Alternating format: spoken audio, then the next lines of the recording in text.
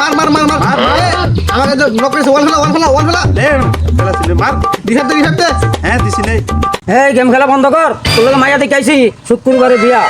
আব্বা এখন জানা না তো আমি গেম খেলেছি কি করবেন পরে কইন এখন ডিস্টার্ব করেন না জান। এই আরে হারাম দাদা আমার কথা শুই নালো, থাম। গেম খেলা বন্ধ দে।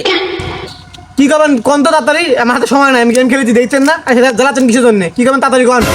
তোর লগে বিয়া ঠিক করছি, এই উন্নাপাড়া দাল্লা পুকুরের মাইয়া, সামনে শুক্রবারে বিয়া। তাড়াতাড়ি রেডিও। কি করেন আব্বা ওই ফকির মকির মেয়ে আমি বিয়ে করবো না কিসের ফকির মকির বিয়ে আমি বিয়ে করবো আমি বিয়ে করতে পারবো না ফকির মকির মেয়ে আপনি বিয়ে বাদ দেন ক্যান্সেল করে দেন।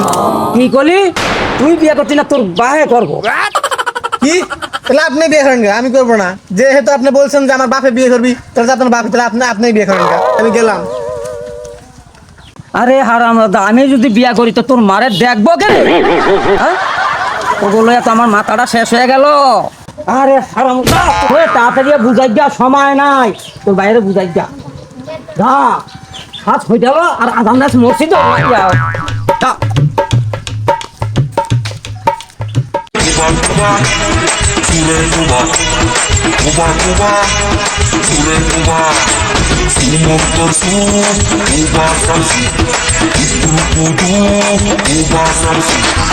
তুই এটি না দিচ্ছু, তুই যে কোনো যে বিয়ে করবো না দাদা আমি আপনাকে যাই করছি।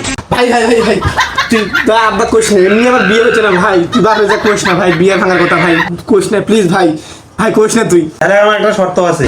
কি সত্য ভাই তুই ক আমি শুনবো যা তুই সব সত্য শুনবো তাও তুই আব্বাকে যা কোশ না ভাই। তাহলে আব্বার সাথে কথা কয়ে ওই মেয়ের সাথে আমার বিয়ে ঠিক কর।